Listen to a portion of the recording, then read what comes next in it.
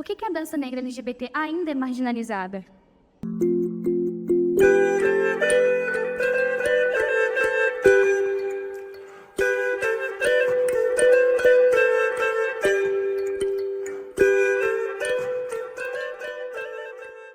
Em maio de 2024, foi realizada em Belo Horizonte a primeira Parada Negra LGBT+. Mais do que uma celebração, o evento chamou a atenção para as múltiplas camadas de violência enfrentadas diariamente por quem vive, ao mesmo tempo, as realidades do racismo e da LGBTfobia.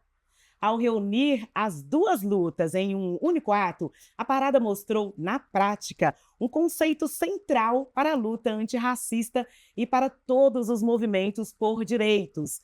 A interseccionalidade, que é a ideia de que as opressões não atuam de forma isolada, mas se cruzam e se intensificam. É lembrando dessa mobilização histórica na capital mineira que a gente dá início ao 6º episódio do Sobretons, o videocast antirracista do Ministério Público de Minas Gerais. Nossa 2ª temporada é realizada em parceria com a Fundação Clóvis Salgado.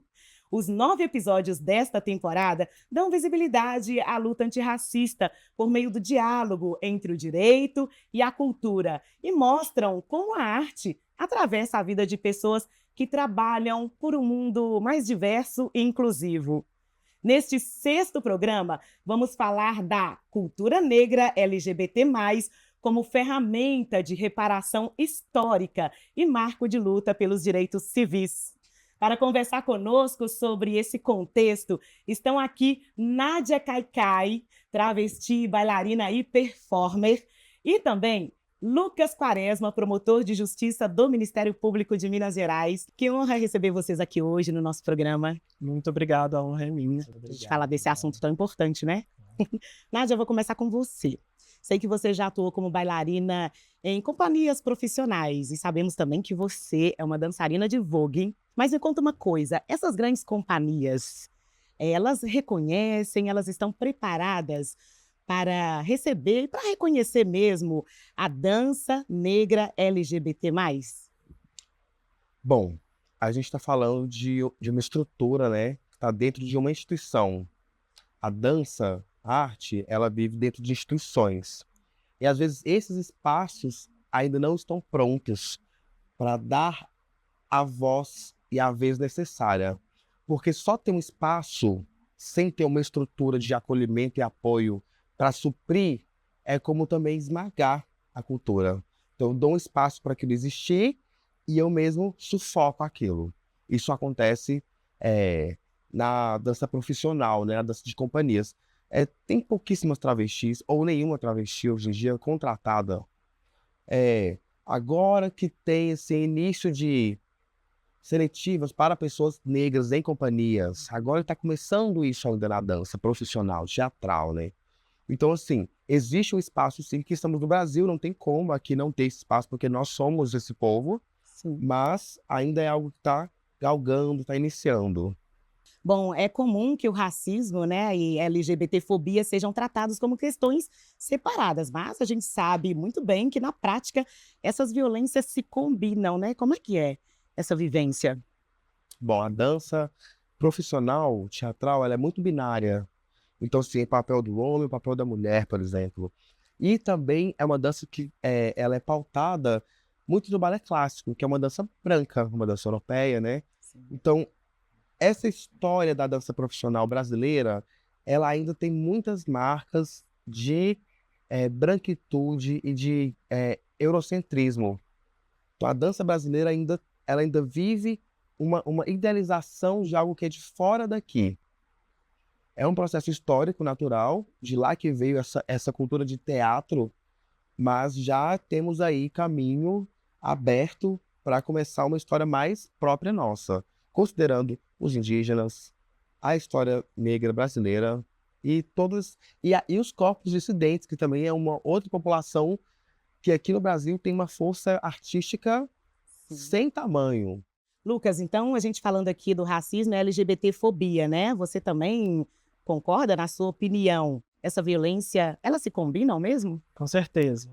Até o conceito que você mesma trouxe no início da entrevista, né, esse conceito de interseccionalidade, isso está muito presente, de fato, na própria realidade. Toda discriminação, no fim das contas, tem uma origem comum, que é achar que existem seres humanos de segunda categoria, a quem assistem menos direitos, menos garantias, que merecem ter menos respeito do que outras pessoas. Então, são discriminações que acabam se combinando. No caso do Brasil, até por conta da decisão do Supremo Tribunal Federal, que criminalizou a homofobia, a homotransfobia, a partir da própria lei do racismo, a própria lei acaba por refletir isso. O racismo, a homotransfobia e várias outras formas de discriminação são combatidas pelo mesmo diploma legal. E eu acho que isso faz muito sentido na prática. Essa tipificação, ela é nova, né? E como é que isso está chegando no Ministério Público? As pessoas conhecem, já têm conhecimento? Como é que isso está se movimentando? Isso foi uma decisão relativamente recente do Supremo Tribunal Federal, em 2019, dentro de uma ação direta de inconstitucionalidade por omissão de um mandado de injunção, que são duas espécies de ações em que o Supremo Tribunal Federal reconhece que há uma omissão do poder público em relação à garantia de determinado direito. Nesse caso, em relação à proteção da comunidade LGBT como um todo, que nós sabemos que é das comunidades mais discriminadas e vítimas de violências de todas as espécies no dia a dia.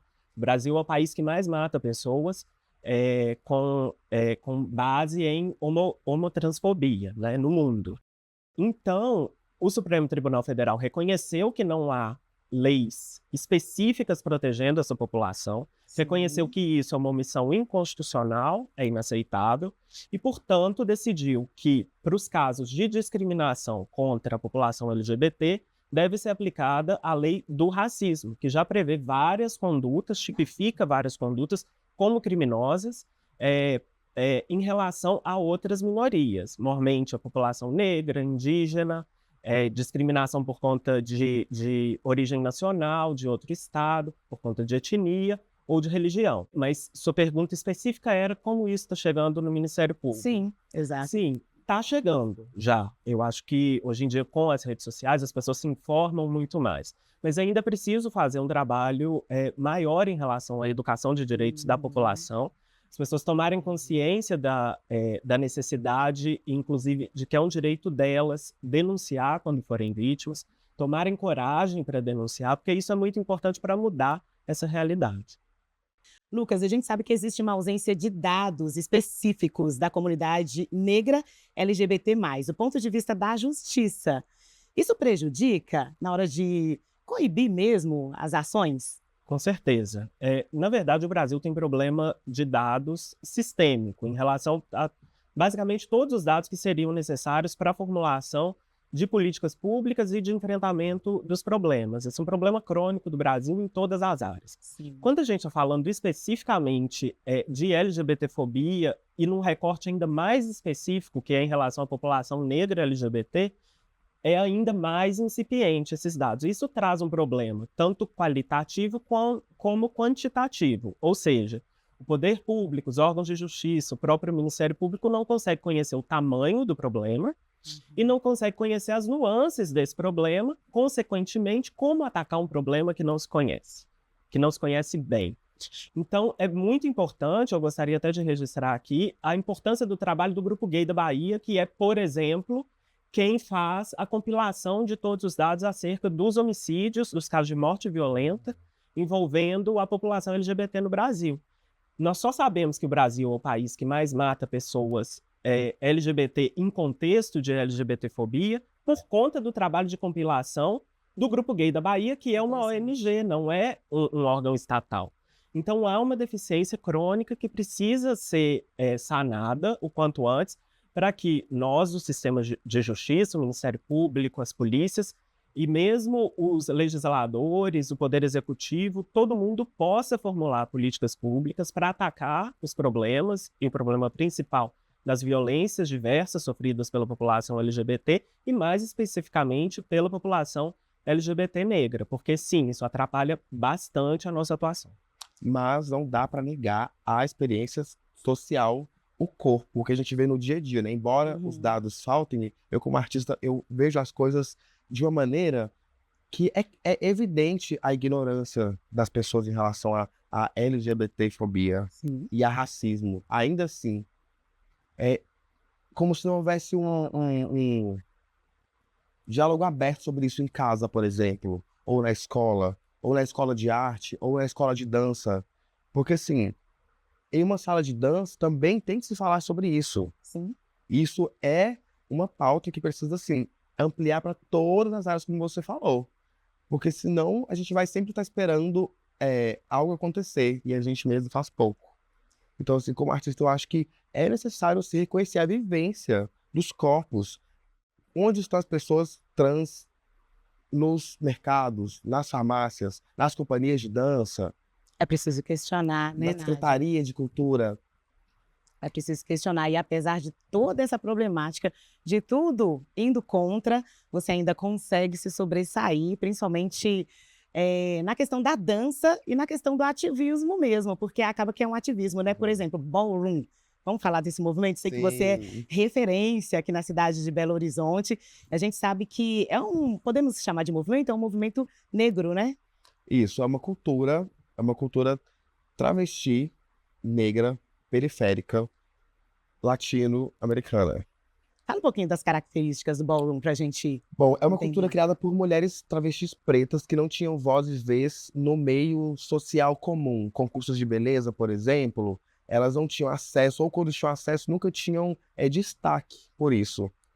E eram pessoas também que tinham a ver com a marginalidade da sociedade. Sim. Então, isso foi juntando essas travestis desse tempo,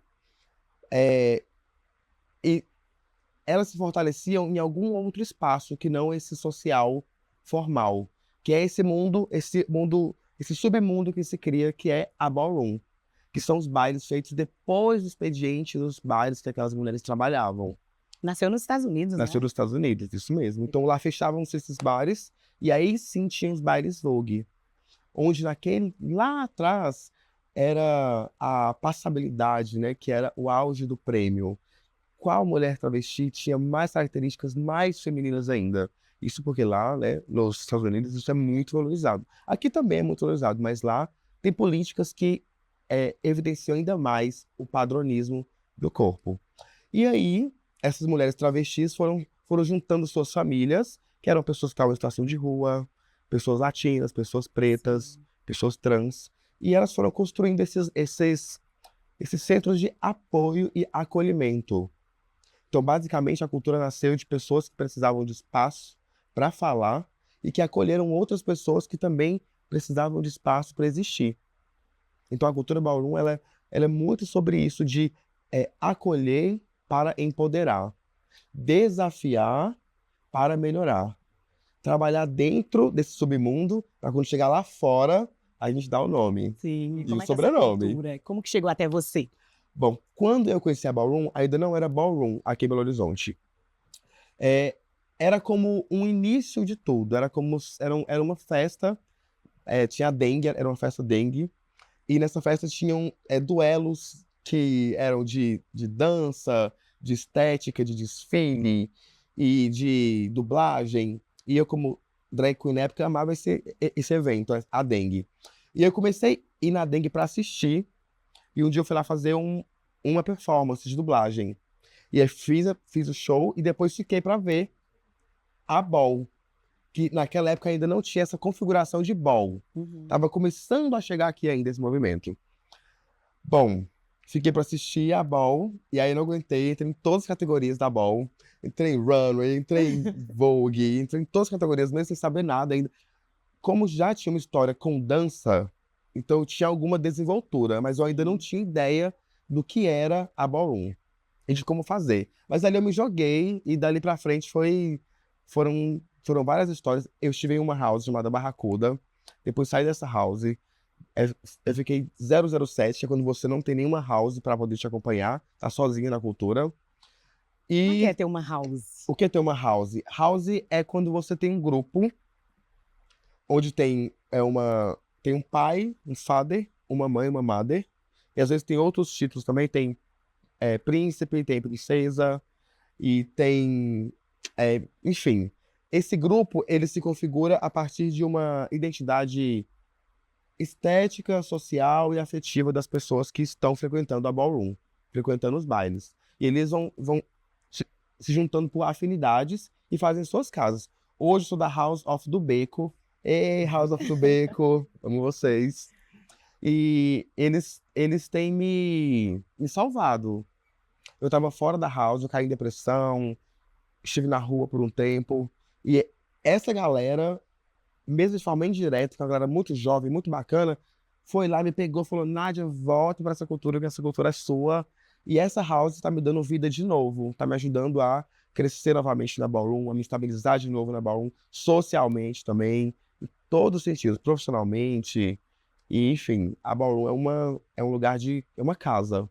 É uma casa com desafios. É uma casa que a gente entre si não é que se ataca, mas a gente constantemente se desafia. A gente constantemente está querendo crescer e quer que você cresça também. Sim. Então isso gera uma competitividade que ela pode ser saudável, pode não ser saudável, mas depende de como que a gente lida com isso. Sim. E os mais velhos da cena vão pegando os novinhos que estão com muito vigor e briga, a gente vai lá e resolve aquilo, e aquilo vira uma amizade linda depois de um tempo. E, enfim, sai da pista de dança, sai da pista de ball e vai pra rua, vai pra vida, vai lá pro seu bairro, pra sua casa. Esse é ballroom. Bom, agora, Lucas, quando a gente fala de casos em que uma mesma pessoa, né, sofre ao mesmo tempo diferentes formas de discriminação, como uma pessoa negra e LGBT, né, que sofre racismo e LGBTfobia, né, por exemplo, quais são os principais desafios jurídicos para identificar, responsabilizar esses atos? E também existe hoje a possibilidade de a justiça levar em conta a gravidade de todas essas violências juntas na hora de aplicar a pena? Tem como? Bom, primeiro os desafios são aqueles que são atinentes a quase qualquer crime, que é basicamente um desafio probatório. No caso, ou seja, você provar que aquele fato aconteceu, que aquele fato foi criminoso e que, portanto, merece uma sanção penal. Ao mesmo tempo, no que se refere especificamente à LGBTfobia, tem-se uma dificuldade a mais, que é justamente o fato de que não há uma lei específica para isso. Usa-se a lei do racismo atualmente, por conta daquela decisão do STF, da qual nós já falamos aqui, e justamente porque a legislação não traz mecanismos claros para se identificar quando é racismo, quando é LGBTfobia, isso na prática fica difícil fazer essa distinção. Muitas vezes as próprias vítimas não sabem de onde partiu aquela discriminação, mas toda vítima sabe que foi discriminada. Nenhuma vítima tem dúvida de quando foi maltratada porque a atendente da loja estava num dia com mau humor ou quando ela foi discriminada. Quem sente na pele sabe. De todo modo, os desafios jurídicos principais são esses, tanto probatórios como a ausência de critérios claros para identificar o que é racismo, o que é LGBTfobia. De todo modo, quando uma mesma pessoa sofre mais de um tipo de discriminação na prática, apesar disso não ser previsto claramente na lei, ou seja, porque isso poderia ser previsto como uma forma de qualificar o crime, ou seja, de aplicar por si só uma pena maior, só pelo fato da mesma pessoa ter sofrido mais de uma discriminação, mas de todo modo isso vai invariavelmente se refletir na pena, sim, por causa do próprio Código Penal, que no artigo 59, toda vez que o juiz vai calcular a pena por determinado crime, ele tem que considerar circunstâncias específicas daquele crime e a gravidade específica daquela conduta. Então, se numa mesma situação a pessoa foi vítima de LGBTfobia e de racismo, por mais que talvez aquilo configure um único crime, isso vai se refletir na pena e a pena que vai ser aplicada pelo juiz vai ser, sim, maior do que a pena mínima, por exemplo. Tem um outro ponto de vista sobre esse assunto também, que é o seguinte: será que o público, por exemplo, de dança, quer ver uma mulher trans no palco do Palácio das Artes? Entendi. Quer ver uma mulher trans, por exemplo, no Grupo Corpo? Quer ver um bailarino afeminado dançando com o seu jeito afeminado de dançar? Porque, assim, as companhias contratam e fazem esse movimento de dança. Mas isso é para a sociedade. Então, todo mundo está envolvido nisso. Sim. Tanto quem está passando pela situação, tanto quanto quem está em volta. Então, assim, quem tem medo de travesti? É a dança? É a instituição? É a sociedade? Quem tem medo de pessoas pretas? É a política? É a família? Quem? Alguém tem medo, porque existe a fobia. A fobia está aí acontecendo diariamente, então, assim, alguém tem medo de alguma coisa. Então, a gente tem que também ver por esse ângulo. Sim. E como ir por dentro ou por fora, manchando essa sociedade, manchando esse parâmetro social, para isso ir cabendo cada vez mais, e ficando cada vez mais claro que sim, estamos aqui, tá? E sim, vamos ocupar esse lugarzinho aqui, porque sou uma pessoa que tem meu CPF aqui, ó. Isso, sim. Sejam recebidas, né? Com respeito, Sim. né? Com respeito, com afeto. Com acolhimento. Como se diz, né? É convidar para a festa, e chegou na festa, é convidar para sentar à mesa. E com um aparato, né? Por isso que o Ministério Público e outros órgãos são tão importantes, né? Porque precisa estar ali aparando, senão a pessoa entra num determinado espaço e fica ali dentro sofrendo violências atrás de violências, mas tem que ocupar aquele espaço e chega uma hora que a saúde mental não aguenta. Certo. Não aguento. Mas essa fobia, né, da qual você fala, pode ser combatida, na minha opinião, muito com educação mesmo. As pessoas conhecerem, verem de perto.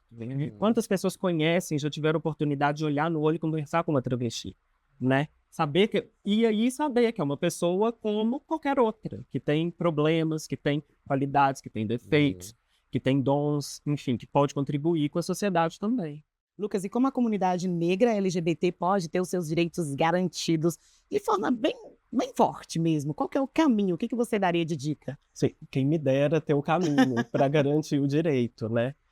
Eu acho que, atualmente, o Brasil, tanto no que se refere à legislação antirracista, como em garantias e direitos garantidos da população LGBT, eu falo sem medo de errar que nós temos uma das normativas mais avançadas do mundo.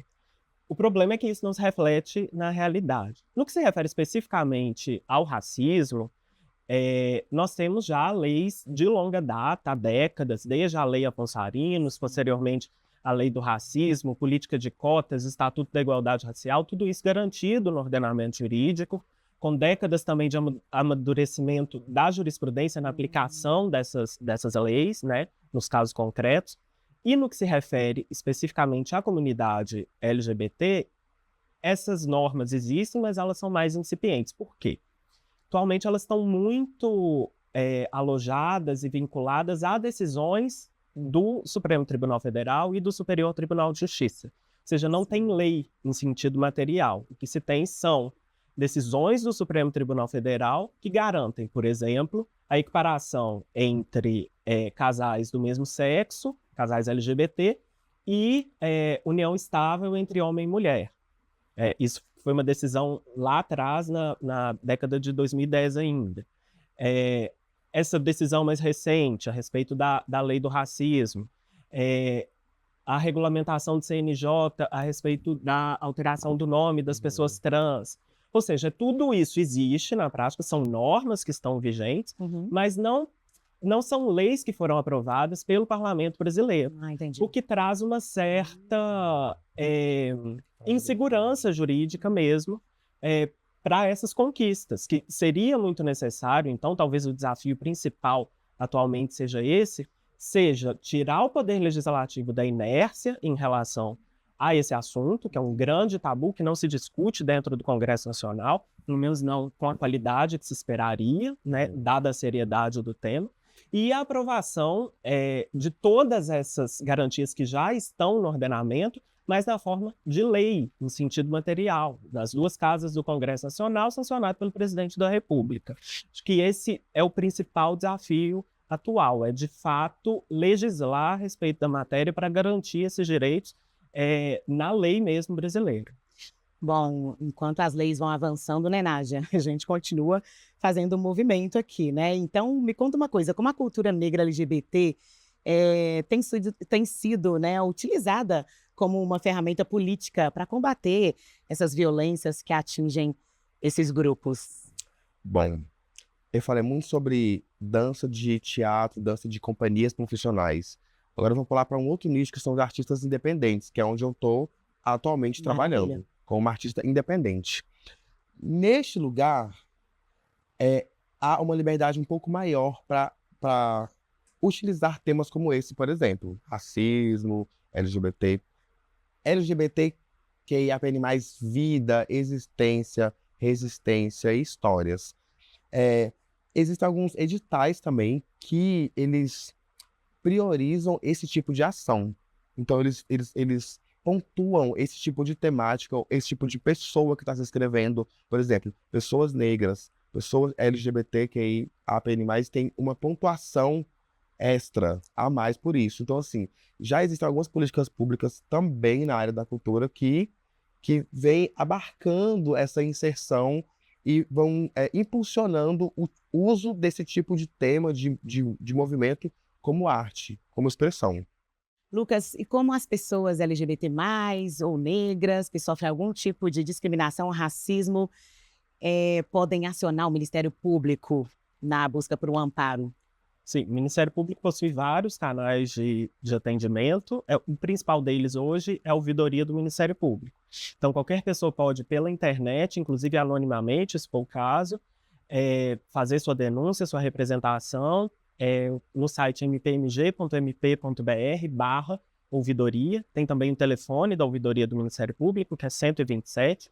Todas as promotorias de justiça no estado, tem uma em cada comarca do estado, também estão prontas para receber qualquer pessoa que seja vítima de qualquer ato de racismo, de LGBTfobia, ou que esteja precisando do Ministério Público para garantia de qualquer direito também. Também muito importante dizer, porém, se você está nesse momento sendo vítima, naquele momento mesmo, de algum crime, de alguma conduta discriminatória, o importante é acionar a Polícia Militar. Disca 190, faça o boletim de ocorrência, espera a polícia chegar, porque isso vai, inclusive, ajudar o Ministério Público posteriormente na parte da denúncia, de provar que aquilo aconteceu e na condenação de quem tenha cometido essa conduta. Maravilha. A gente encerra o nosso papo por aqui. Muito obrigada Muito por sua obrigado. contribuição aqui. Acho que a gente sai daqui muito mais rico e rica de conhecimento, né, Nádia? Sim. Obrigada. Sucesso na Nada. sua vida, na E sua queria dizer uma carreira. última coisinha, que Fica à vontade. para que as pessoas, os corpos dissidentes, as travestis, que têm vontade de ir a ballroom, conhecer a ballroom, que acham que é só uma coisa de série, de filme, não é. Aqui em BH tem uma ballroom muito estruturada, muito grande. Tem uma página que chama @mgballroom. Essa página dá para você ter acesso, assim, a um básico desse mundo, desse universo, e dali para frente chega mais, que a ballroom é nossa. É um espaço acolhedor, né? Muito obrigada. Foi uma honra ter vocês aqui hoje com a gente. Muito obrigado. Tá bom? Bom, e assim encerramos mais um episódio desta segunda temporada do videocast Sobretons. O Sobretons é o programa antirracista do Ministério Público de Minas Gerais, que conta com várias ações, entre elas um podcast lançado em 2024, tá? Se você ainda não ouviu a nossa primeira temporada, te convido a escutá-la lá no Spotify. Essa segunda temporada é realizada em parceria com a Fundação Clóvis Salgado e está disponível no streaming gratuito Cine Humberto Mauro Mais, no YouTube e no Spotify. Saiba mais sobre o programa em mpmg.mp.br/sobretons. Junte-se a nós na luta contra o racismo. Siga o MPMG nas redes sociais, procure por MPMG Oficial e nos dê a sua opinião sobre essa temporada do videocast Sobretons. Sua opinião é muito importante, tá? Vimos que a cultura negra se relaciona com diversas outras manifestações de grupos minoritários. Mas e quando a expressividade negra é rechaçada ou criminalizada, como já ocorreu com o samba e o grafite? Quais os caminhos para garantir que a criatividade e a liberdade de artistas pretos sejam respeitadas? É sobre isso que vamos conversar no próximo programa com o tema Tentativas de Censura da Expressividade Negra. Obrigada pela companhia e até a próxima.